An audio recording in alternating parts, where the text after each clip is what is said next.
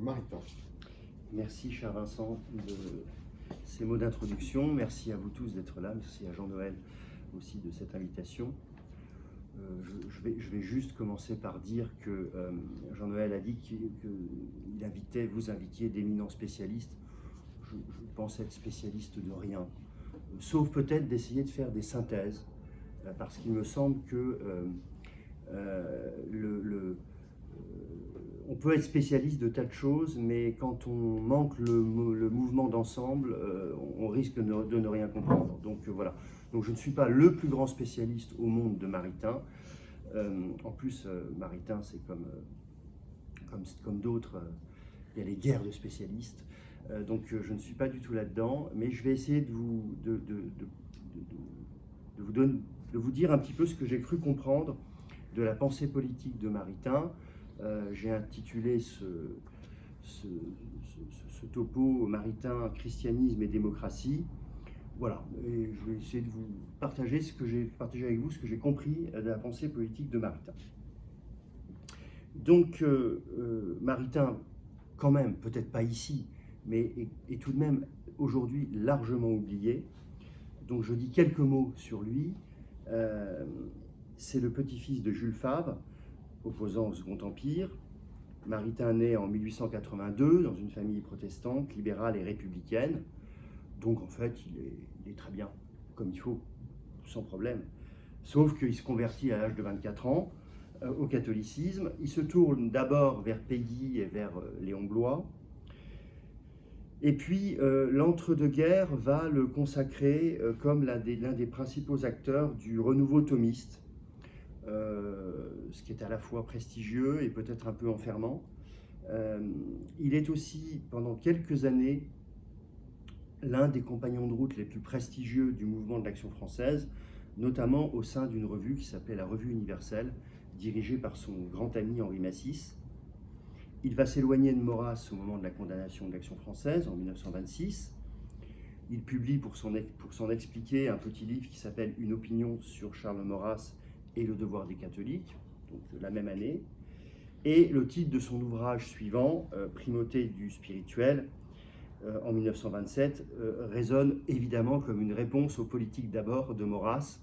Il n'y a pas besoin d'aller chercher très loin, c'est évident. Et puis dans la décennie qui suit, Maritain évolue, mais il évolue, me semble-t-il, sans véritable rupture, vers une, alors là, il faut mettre plein de guillemets, vers une démocratie chrétienne assez originale, nous le verrons, et expression qu'il entend d'une manière que peut-être lui seul comprend ainsi, ce qui est à la fois sa force et peut-être sa faiblesse. Il donne un cycle de conférences aux États-Unis lorsque éclate la guerre, et en fait il reste aux États-Unis, il ne peut pas rentrer, il reste aux États-Unis pendant la guerre, en soutenant bien évidemment, en tout cas verbalement, la résistance.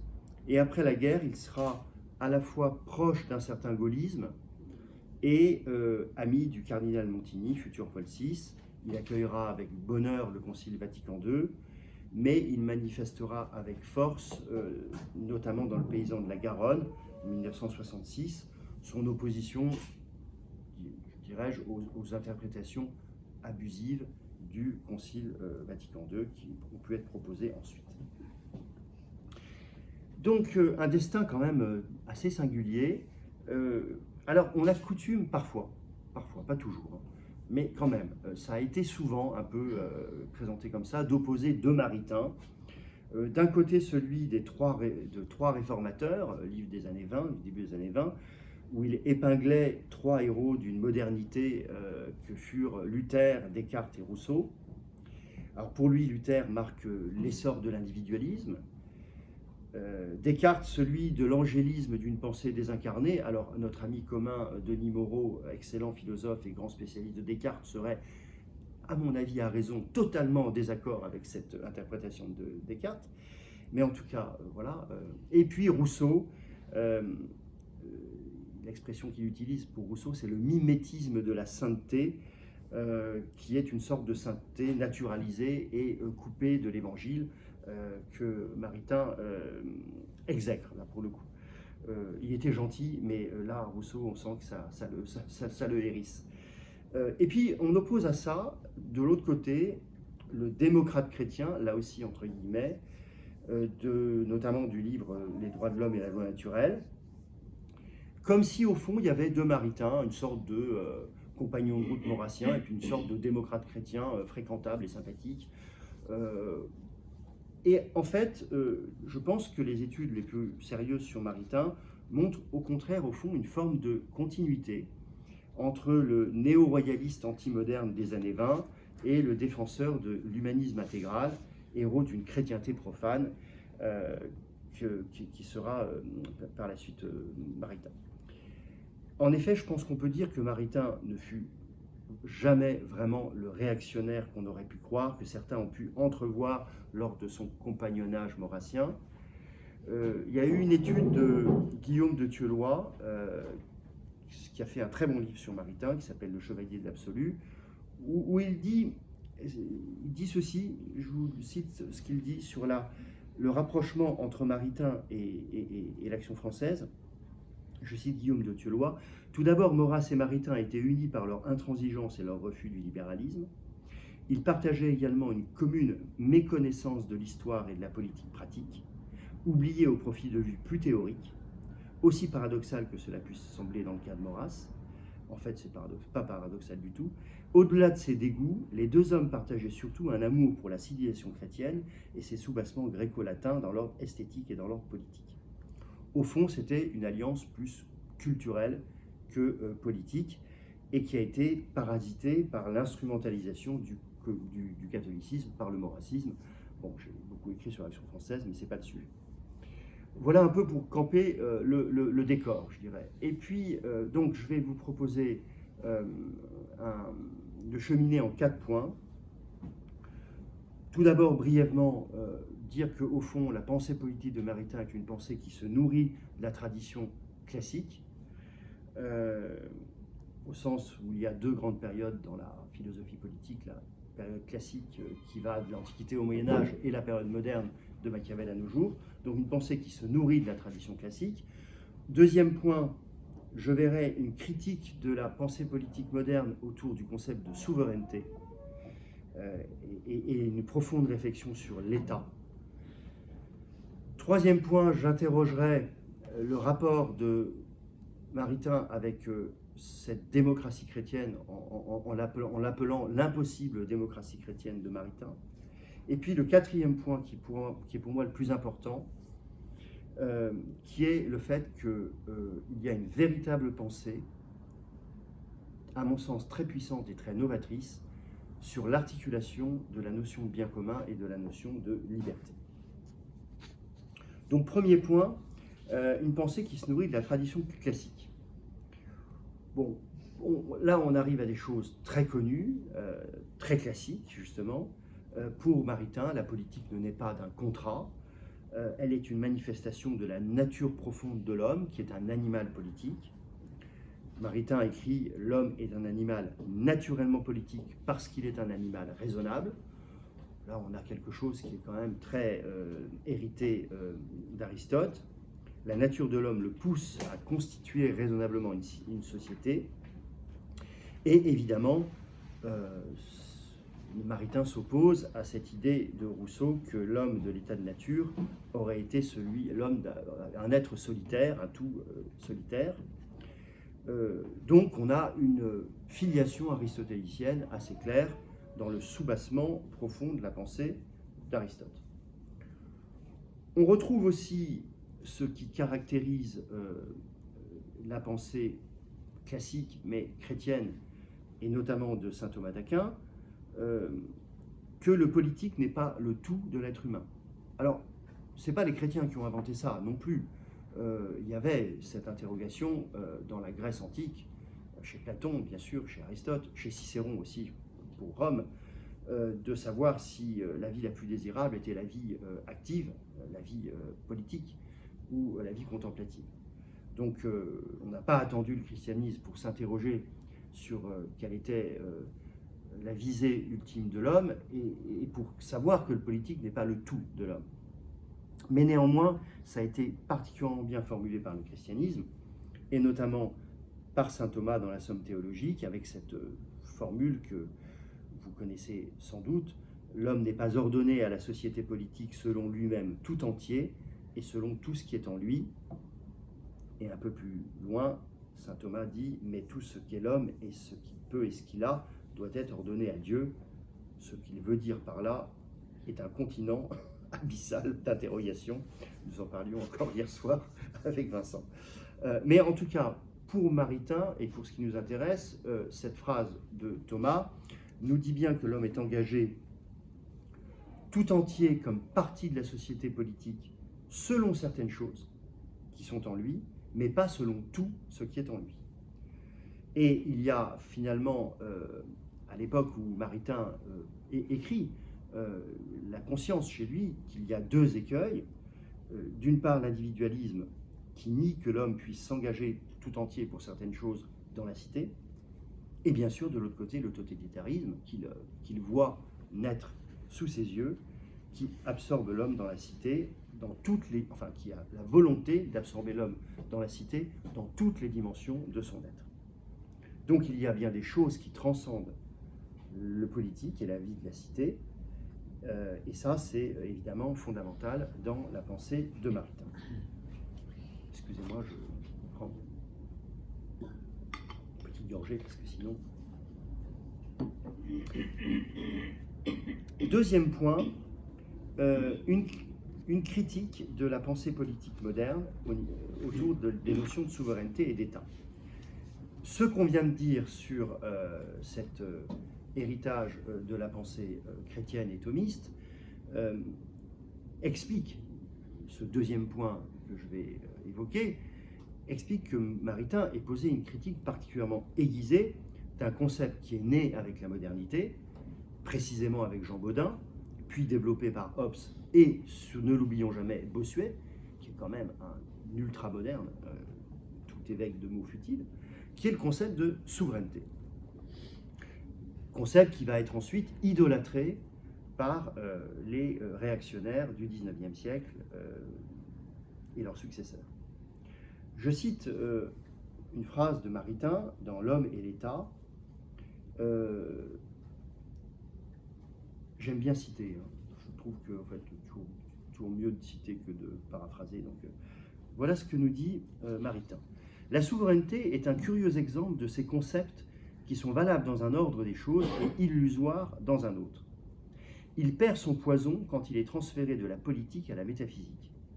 Il y a dans l'ordre spirituel un concept valable de la souveraineté, Dieu, le tout séparé et souverain sur le monde créé. 3 petits points. Mais dans l'ordre politique, et à l'égard des hommes ou des organes qui sont chargés de guider les peuples vers leur destinée terrestre, il n'y a pas d'usage valable du concept de souveraineté. Parce qu'en dernière analyse, nul pouvoir terrestre n'est à l'image de Dieu, ni le vicaire de Dieu. Dieu est la source même de l'autorité dont le peuple investit ses hommes ou ses organes, mais ils ne sont pas les vicaires de Dieu, ils sont les vicaires du peuple, et ils ne peuvent être divisés du peuple par aucune propriété supérieure essentielle. C'est très clair, c'est très fort, me semble-t-il. En redonnant consistance à la dualité entre la terre et le ciel, en suivant la parole évangélique demandant de rendre à César ce qui est à César et à Dieu ce qui est à Dieu, Maritain peut déminer, me semble-t-il, le terrain labouré par les fantasmes réactionnaires. Non, le pouvoir politique n'est jamais le vicaire de Dieu, il n'en a pas les prérogatives. Et quand saint Paul dit dans la lettre aux Romains que tout pouvoir vient de Dieu, cela ne peut vouloir justifier la divinisation du pouvoir. Cela ne peut au contraire qu'inciter le souverain à la prudence et à l'humilité, parce qu'il reçoit un pouvoir qui lui est donné d'en haut, pour reprendre aussi une phrase que Jésus dit à Pilate lors de son procès, et dont il n'est pas la source. C'est bien sûr ça que veut dire pour Maritain la phrase de Paul. Une mauvaise interprétation de cette parole consiste à dire que, puisque tout pouvoir vient de Dieu, est permis par Dieu, celui qui est dépositaire de ce pouvoir a quelque part les attributs de la puissance divine et peut exercer le pouvoir de manière absolue. la pensée politique de Joseph de Maistre est totalement dans cette espèce d'aberration politique. Donc, jamais il n'est possible d'absolutiser le pouvoir pour Maritain. Et donc, dans ces conditions, l'État, bien sûr, très utile, Maritain n'est pas un libertarien, mais l'État ne saurait non plus être absolutisé. Là aussi, je vais citer une phrase de Maritain. L'État n'est ni un tout, ni un sujet de droit ou une personne. Il est une partie du corps politique et en tant que tel, inférieur au corps politique comme tout, subordonné à lui et au service de son bien commun. Et un peu plus loin, cette autorité suprême, l'État, la tient du corps politique, c'est-à-dire du peuple. Aux yeux d'une saine philosophie, continue Maritain, aux yeux d'une saine philosophie politique, il n'y a pas de souveraineté, c'est-à-dire de droit naturel et inaliénable à un pouvoir suprême, transcendant ou séparé dans la société politique. Ni le prince, ni le roi, ni l'empereur n'étaient réellement souverains, bien qu'ils portassent le glaive et les attributs de la souveraineté. L'État non plus n'est pas souverain, ni même le peuple, Dieu seul est souverain. C'est dans Christianisme et démocratie. Ce qui est très intéressant, c'est que quand Maritain dit ça, sur la souveraineté, il dit à peu près ce que disait un siècle avant lui Guizot. Je ne suis pas sûr qu'il l'ait lu. Enfin, il ne le cite pas vraiment comme ça. Et il y a une vraie, en tout cas, il y a une vraie continuité dans la pensée de la souveraineté de Guizot et celle de Maritain. Je regarde pour voir que ce n'est pas trop long. Troisième point, Maritain et cette improbable démocratie chrétienne dont parle Maritain. Qu'est-ce qu'il veut dire ? Dans Christianisme et démocratie, qu'il écrit en 1943, donc en plein cataclysme mondial, Maritain, face à la réalité totalitaire, pose les fondements d'une pensée politique qui veut, au fond, essayer de réconcilier christianisme et démocratie. On sait que l'histoire du rapport entre l'Église catholique et la démocratie, au sens moderne du terme, est complexe. On rappelle la condamnation par l'Église du sillon de Marc Sangnier. Quand même, c'est important. Cette démocratie chrétienne, elle a quand même continué à exister de manière en résistant quelque part aux injonctions romaines. Mais en France, elle va être assez vite débordée dans les années 30 par ce qu'on appelle les anticonformistes des années 30, qui vont prendre quelques éléments, notamment via Emmanuel Mounier, de la démocratie chrétienne, mais qui vont en faire un peu autre chose. Alors que dans d'autres pays, à ce moment-là, il y a vraiment des partis démocrates chrétiens, en Belgique, aux Pays-Bas, qui se développent, ce qui en France, avant la Deuxième Guerre mondiale, n'est pas vraiment le cas. Après-guerre, en revanche, la démocratie chrétienne sera un temps, sous la 4e République, représentée par le MRP, mais finalement balayée par le mouvement gaulliste, le mouvement de Gaulle venant occuper, je dirais, toute une place politique qui englobait celle de la démocratie chrétienne. Et donc, même si Maritain fait partie, après-guerre, des références du MRP, qui a compté dans ses rangs des vrais chrétiens comme Robert Schuman, la réflexion de Maritain sur la démocratie s'éloigne beaucoup d'une idée de démocratie chrétienne comme un parti de gouvernement tel qu'elle est portée par le MRP. Je cite Florian Michel, professeur d'histoire à Paris 1 et qui est vice-président du cercle d'études Jacques Héral Samaritain, qui dit quelque chose que je trouve très juste. Il y a un développement interne de la pensée politique de Maritain à partir d'une intuition initiale qui fait qu'entre le jeune Maritain Dreyfusard et celui qui se rapproche des Catholic Workers de Dorothy Day, il y a plus de continuité que d'opposition. Donc lui aussi voit plutôt une sorte de fil conducteur chez Maritain. Et de fait, quand on essaie de comprendre ce que veut dire Maritain avec son concept de démocratie chrétienne, on voit bien qu'au fond, en tant que bon héritier de la pensée thomiste, Maritain, contrairement à Maurras, n'a jamais été a priori effrayé par le mot démocratie. Maurras avait une phrase, la démocratie c'est le mal, la démocratie c'est la mort. C'est quelque chose qui est totalement étranger à la pensée de Maritain. Pourquoi? Parce que Maritain distingue trois choses: la démocratie politique, le mythe religieux de la démocratie, qui la contamine, et puis la démophilie qui lui semble être recommandée par l'Église et qui n'est pas contradictoire avec la démocratie antique, politique, entendue au sens d'Aristote. Donc, il y a le démocratisme à la Rousseau, il y a la démocratie de l'autre côté. Enfin, Maritain, au fond, essaye de faire la part des choses. Et je crois que ce qui est important pour comprendre sa pensée politique, c'est qu'il a toujours été en dehors de toute tentation idéologique, y compris celle de ce qu'il appelle le démocratisme. Et donc, pas plus qu'il ne fut un zélateur du maurassisme, même quand il a été un peu compagnon de route de l'Action française, il ne fut un dévot de la démocratie moderne. Alors, curieusement, en cela, il est très proche de Bernanos, et Dieu sait qu'ils se sont vraiment opposés, et assez violemment. Enfin, Bernanos était plus violent que Maritain, qui était plus doux, puisqu'ils se sont vraiment affrontés totalement lors de la querelle de la condamnation de l'Action française.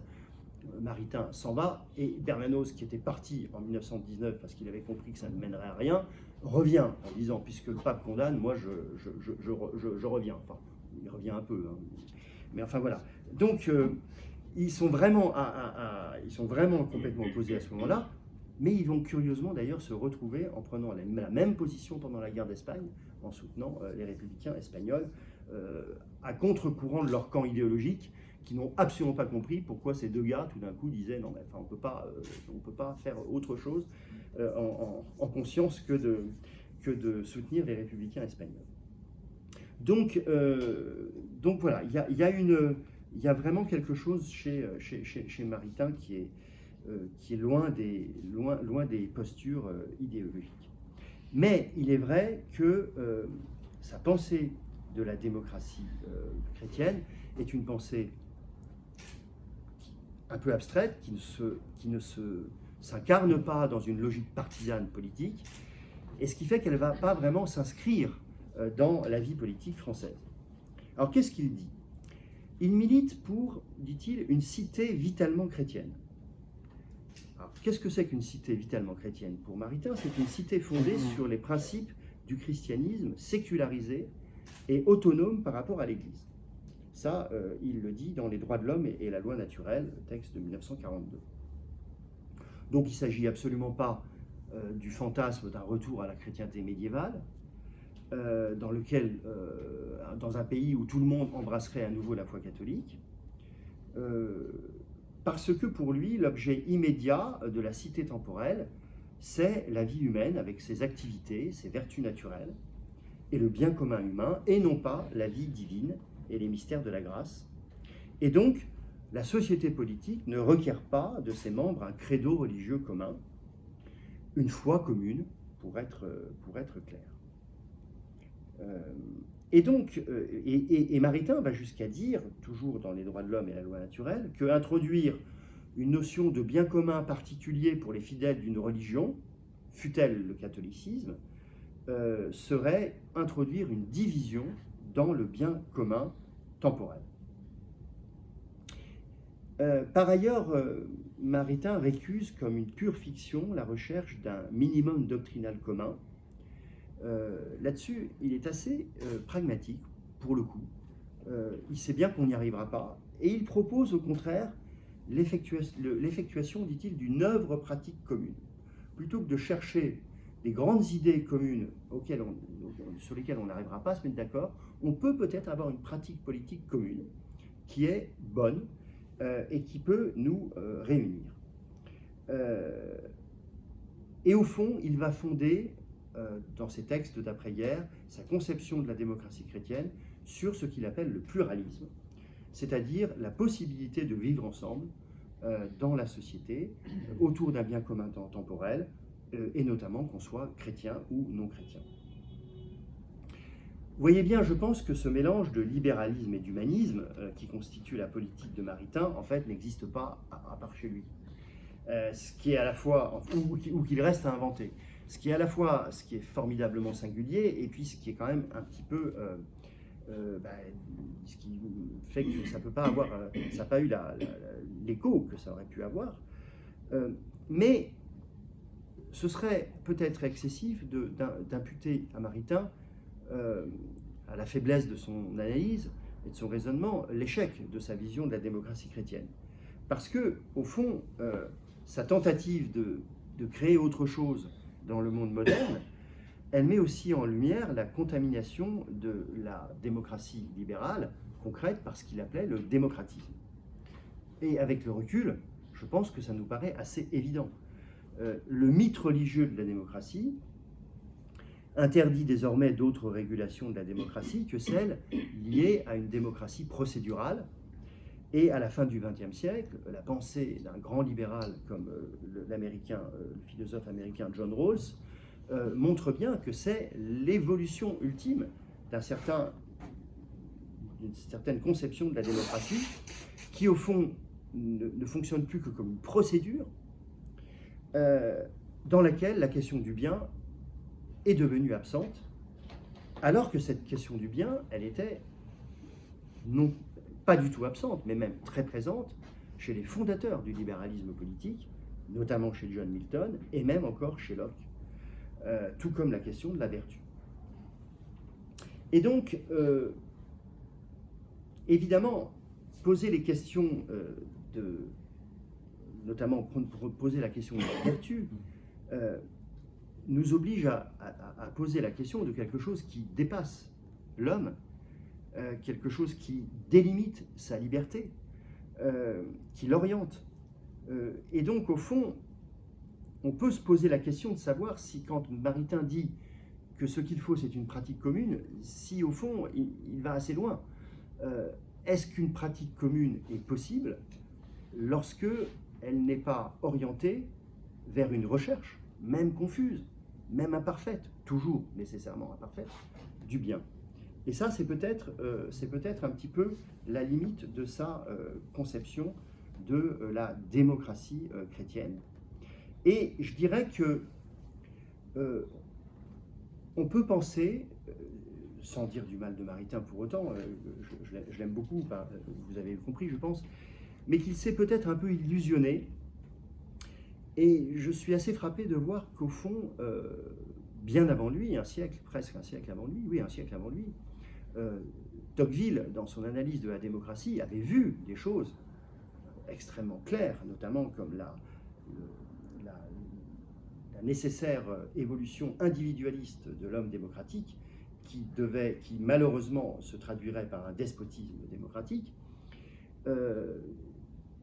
Cette vision tocquevillienne était très puissante, très forte, et Maritain, semble-t-il, ne le voit pas.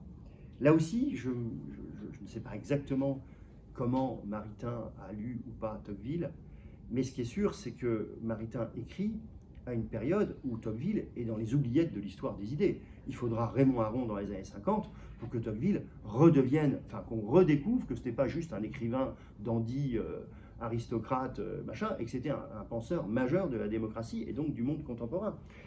Mais à l'époque où Maritain écrit, Tocqueville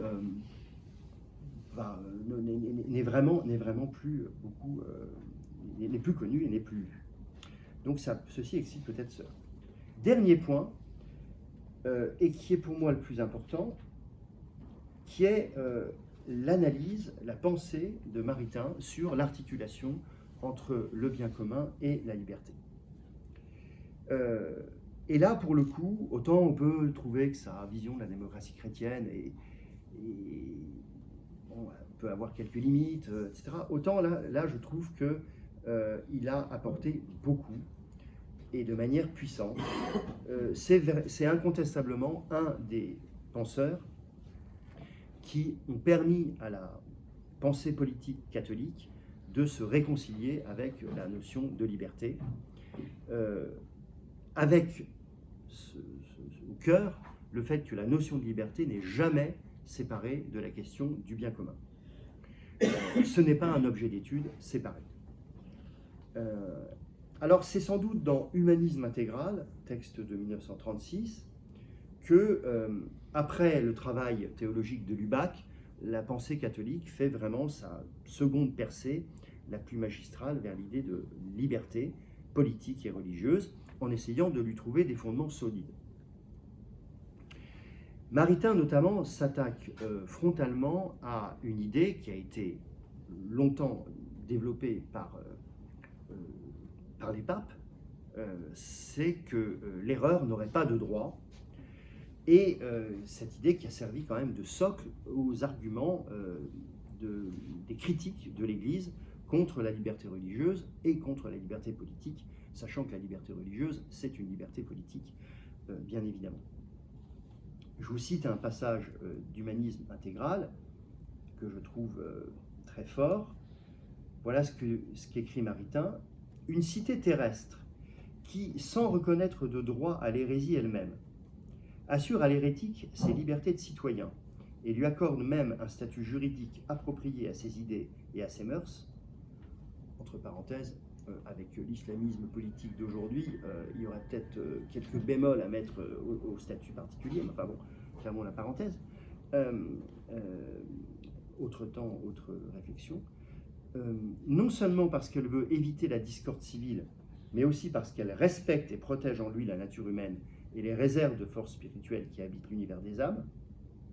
Donc cette cité terrestre favorise, dit-il, sans doute moins qu'une cité moins patiente, la vie spirituelle des personnes du côté de l'objet de cette vie, le niveau de sagesse et de vertu au-dessous duquel le corps social ne tolère pas le mal ou l'erreur étant abaissé, mais elle favorise davantage la vie spirituelle des personnes du côté du sujet, dont le privilège d'extraterritorialité à l'égard du social terrestre, à titre d'esprit, capable d'être instruit du dedans par l'auteur de l'univers et porté à un niveau plus élevé.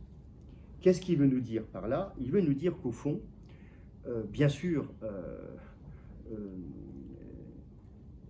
ça n'empêche pas que nous soyons, en tant que chrétiens, appelés à apporter la bonne parole de l'Évangile à quiconque et à essayer de faire rencontrer le Christ, mais qu'au niveau politique, il est important que chaque personne puisse avoir sa liberté garantie, notamment dans l'ordre religieux, y compris si l'on considère qu'il professe des erreurs, parce que c'est la nature même de l'homme qui le veut.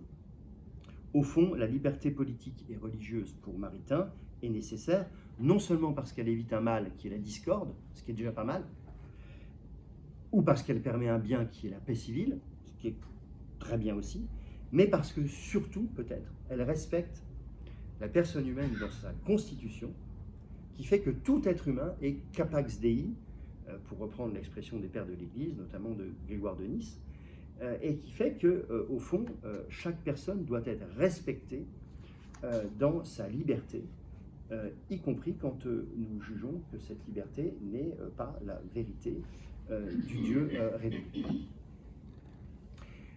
Alors, quand il est en exil à New York, Maritain donc publie un texte que j'ai déjà cité, en 1942, Les droits de l'homme et la loi naturelle.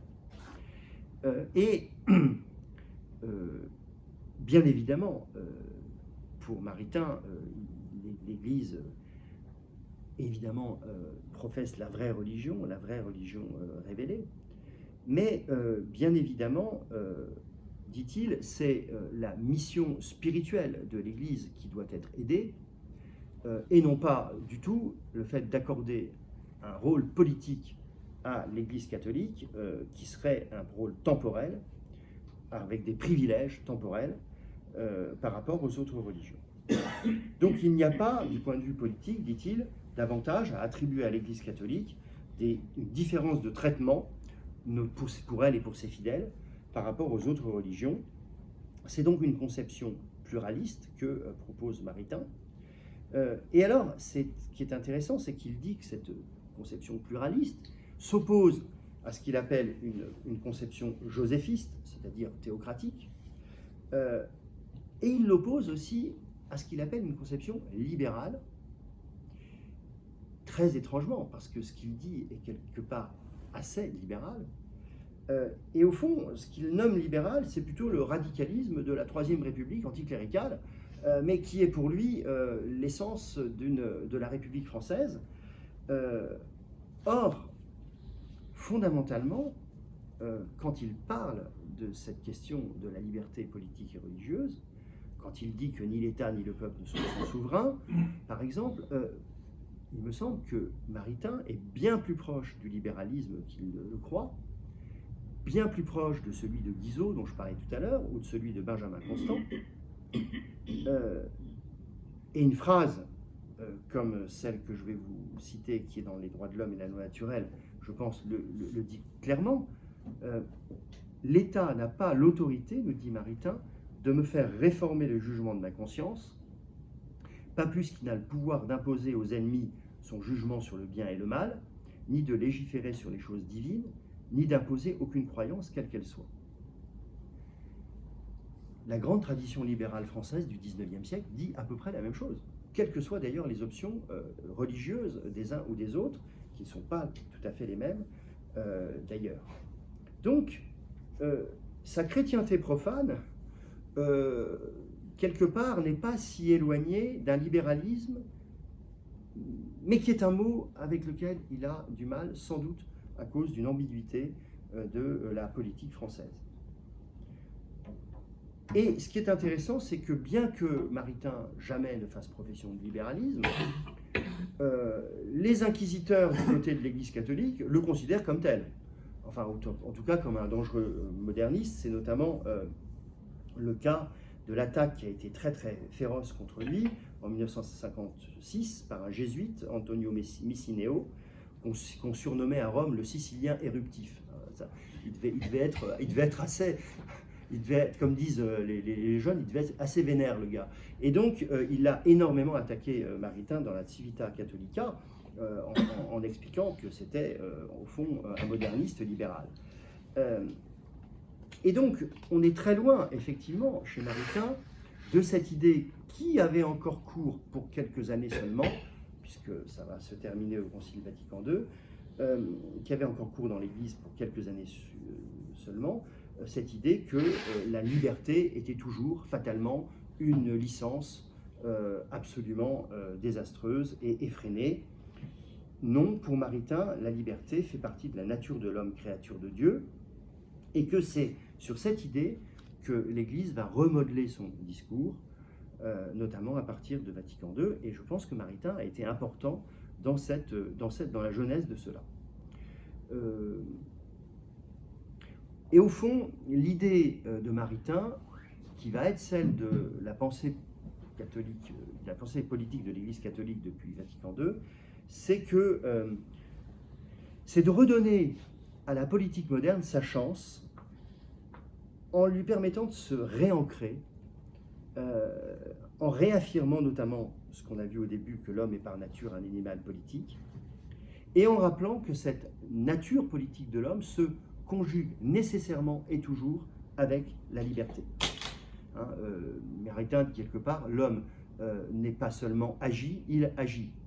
Et donc la liberté est absolument consubstantielle à sa nature politique, humaine.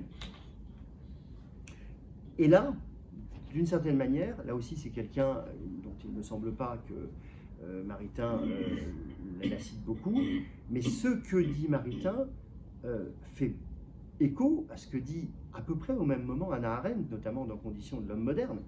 C'est-à-dire que l'homme est à la fois celui qui reçoit un don extraordinaire qui est le monde qu'il reçoit en naissant, et donc qui est un héritier, ça c'est tout le côté conservateur de la pensée d'Arendt, et puis en même temps, Arendt dit, et en même temps, chaque homme est un renouveau absolu de l'humanité.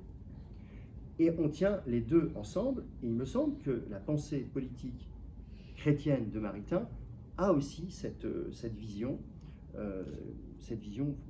importante.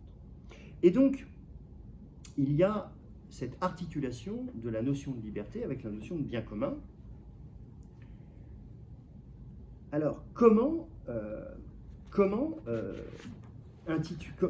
expliquer ce que c'est que le bien commun? Alors, ça demanderait un autre topo d'une heure et sans doute beaucoup plus. Mais je vais vous lire un passage de Maritain, qui est dans L'Homme et l'État, qui me paraît absolument fondamental et très puissant sur la conception du bien commun. Voilà ce qu'il nous dit. Et enfin, au fond, la fine pointe de ce que je vais vous lire, c'est que pour Maritain, sa définition du bien commun intègre au bien de la communauté le bien des individus. Il n'y a pas d'un côté le bien commun de la communauté et de l'autre le bien des individus. Ça, c'était la position maurassienne, par exemple. Au contraire, pour Maritain, le bien commun intègre le bien des individus. Et voilà comment il l'explique. Le bien public et l'ordre général de la loi sont des parties essentielles du bien commun du corps politique. Mais ce bien commun a des implications beaucoup plus vastes et plus riches et plus concrètement humaines, car c'est par nature la bonne vie humaine de la multitude, et il est commun à la fois au tout et aux parties, c'est-à-dire aux personnes à qui il se redistribue et qui doivent bénéficier de lui.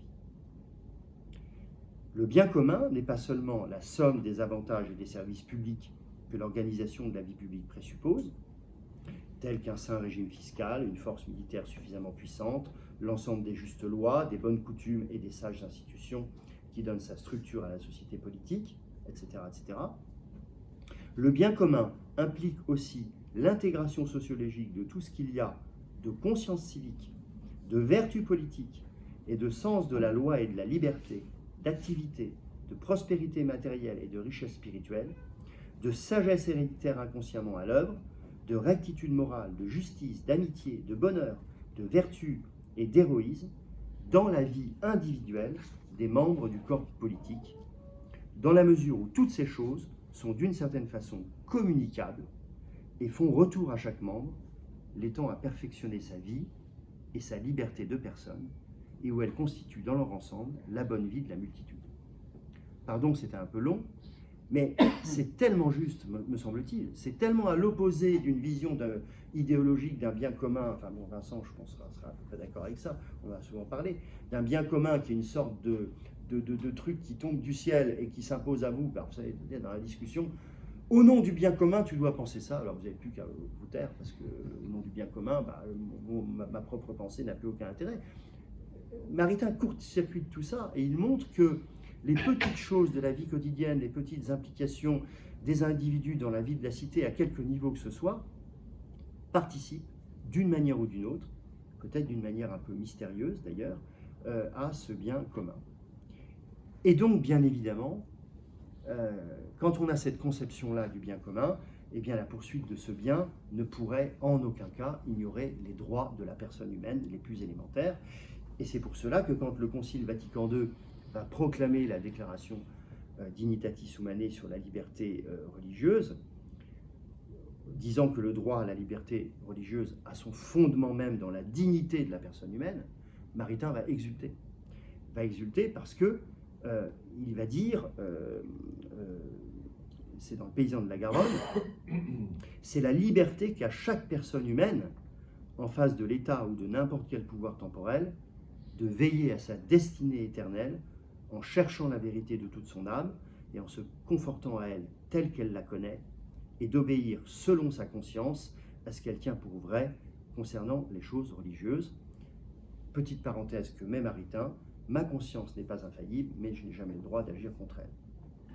Donc là, on a vraiment quelque chose qui nous lie profondément, intimement, de manière inséparable, la poursuite du bien commun et la poursuite de la liberté et des droits des individus. Et donc, et je vais terminer là-dessus, poser la question du bien commun en contrepoint de celle de la liberté, à moins que ce soit l'inverse, rappeler l'importance de la liberté dans une perspective de souci du bien commun, met en tension la vision du politique. C'est une tension, c'est jamais un truc facile, c'est toujours en tension, mais en tension créatrice, et redonne, me semble-t-il, à la modernité un outil dont elle s'était progressivement passée, éloignée, qui est cet outil de poursuite d'un bien et d'un bien commun.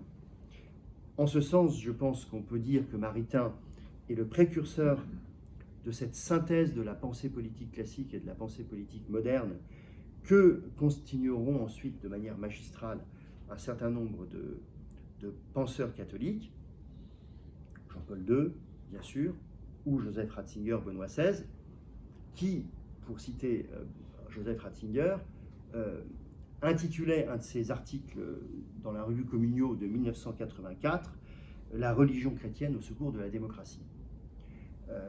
C'est une idée, alors, c'est une idée clé de la pensée de Joseph Ratzinger. On peut penser que le pape allemand, ou avant l'homme et le penseur et le prêtre allemand, a été peut-être plus profondément que Maritain, plus chirurgicalement, je dirais, au fond de cette dialectique entre le bien commun et la modernité et la liberté, mais je pense qu'on peut dire vraiment que sans Maritain, cette voie n'aurait pas été ouverte. Et me semble-t-il, c'est la seule voie possible pour que la modernité puisse subsister à la course folle où certains voudraient la mener, qui est une course qui ne peut la mener qu'à sa perte, comme un certain nombre de dérives idéologiques aujourd'hui nous le montrent, hélas, de manière cruelle et avérée. Voilà pour Maritain. Merci de votre attention.